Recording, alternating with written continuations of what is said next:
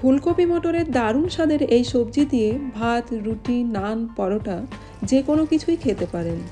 শীতের ফুলকপি, তার সঙ্গে হালকা গরম মশলার ফ্লেভার দেওয়া এই রেসিপি নিজে বানিয়ে খেয়ে এবং অন্যকে খাইয়ে ভীষণ তৃপ্তি পাবেন। নমস্কার, আমার চ্যানেলে আপনাদের সবাইকে স্বাগত। আসুন দেরি না করে রেসিপি শুরু করা যাক।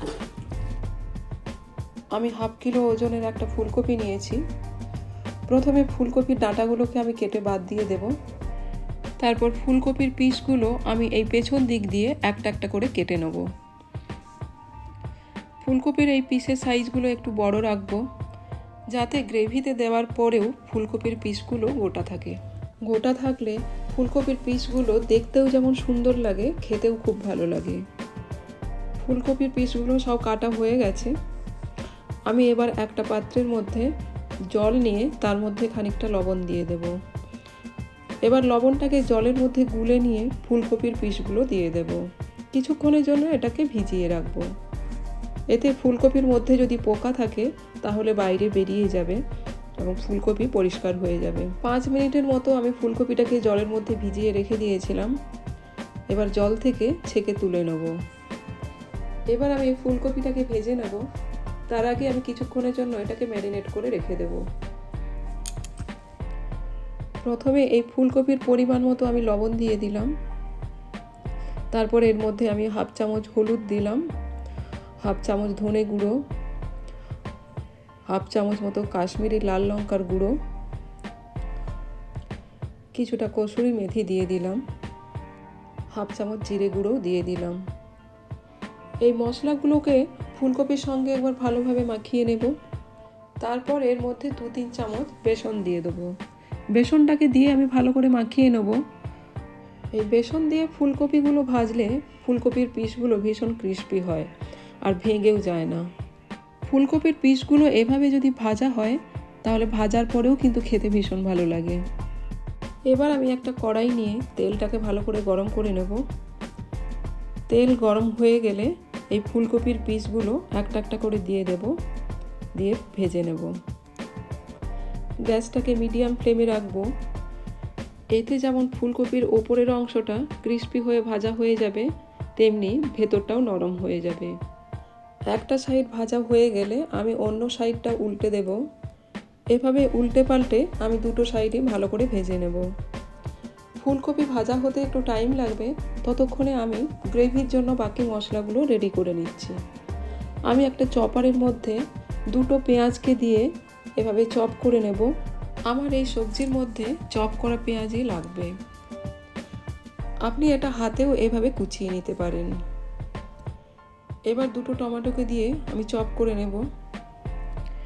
এবার 1-1.5 ইঞ্চি মতো আদা নিয়েছি আর 8 থেকে 10 কোয়া রসুন নিয়েছি। এটাকে আমি হামাল দিস্তার সাহায্যে থেতো করে নেব।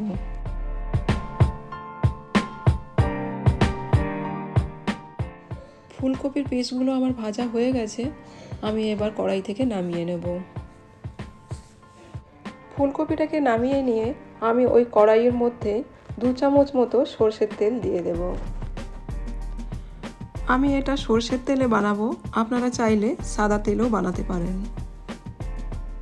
তেলটা ভালো করে গরম হয়ে গেলে এর মধ্যে আমি 5 ফোড়ন দিয়ে দেব। 5 ফোড়নটাকে ভালোভাবে নেড়ে চেড়ে নিয়ে এর মধ্যে চপ করা পেঁয়াজ দিয়ে দেব।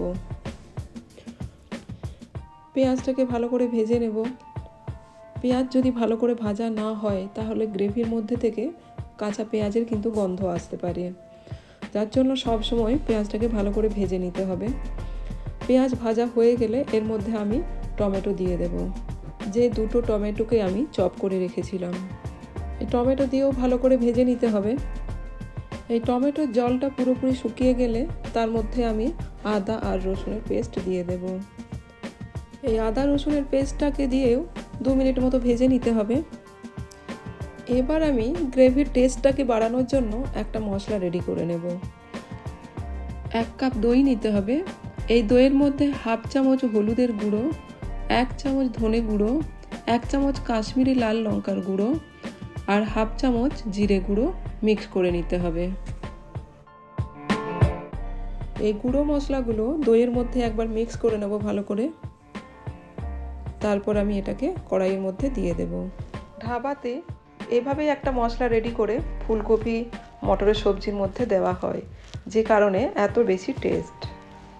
আপনি বাড়িতেই বানিয়ে নিতে পারবেন ধাবা স্টাইলের এই সবজি। এবার পেঁয়াজ আদা রসুনের সঙ্গে এই দইয়ের পেস্ট দিয়েও একবার ভালো করে আমি নেড়েচেড়ে ভেজে নেব।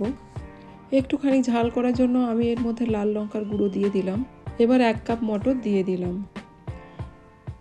আমি এখানে ফ্রেশ মটর ব্যবহার করেছি। এই মটর সেদ্ধ হতে বেশি টাইম লাগে না। মটরগুলো দিয়ে নেড়েচেড়ে নিয়ে আমি এর মধ্যে ভাজা ফুলকপির পিসগুলোকে দিয়ে দেব। পরিমাণ মতো লবণ দিয়ে দিলাম। লবণ দেওয়ার সময় মনে রাখতে হবে আমি আগে কতটা লবণ এর মধ্যে দিয়েছি। যে বাটিতে দই আর গুঁড়ো মশলাগুলো নিয়ে পেস্ট বানিয়েছিলাম, ওই বাটিতে একটু জল নিয়ে কড়াইয়ের মধ্যে দিয়ে দিলাম। আমি আরও 1 কাপ জল এর মধ্যে দিয়ে দিলাম। জল দিয়ে কড়াইটাকে ঢেকে ফুলকপিটাকে আমি 2 মিনিট রান্না করব। 2 মিনিট হয়ে গেছে। এবার আমি ঢাকাটা খুলে পুরো সবজিটাকে একবার নেড়ে নেব। অল্প একটু গরম মশলার গুঁড়ো দিয়ে দিতে হবে। 2 চামচ কসুরি মেথিকে রোস্ট করে গুঁড়ো করে নিয়ে এর মধ্যে দিয়ে দিলাম। অল্প একটু ধনেপাতা কুচি এর মধ্যে দিয়ে দেব। আপনারা অবশ্যই বাড়িতে এই রেসিপি ট্রাই করবেন।